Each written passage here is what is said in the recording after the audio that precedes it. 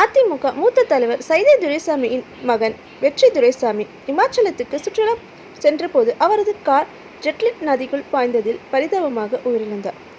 8 நாள் தேடுதல் வேட்டைக்கு பிறகு அவரது உடல் இன்று கிடைத்தது. நீருக்குள் இருந்த பாறையில் சிக்கிக் கொண்டதால் அவரது உடல் முழுவதும் உப்பி காணப்பட்டது. மேலும் மீட்பு குழுவை சேர்ந்த ஒருவர் வெற்றியின் உடலை மீட்கும் காட்சி காண்போரின் கண்களில் கண்கலங்க செய்தது. मऊनाग डाइविंग एसोसिएशन सुंदरनगर हिमाचल प्रदेश मंडी।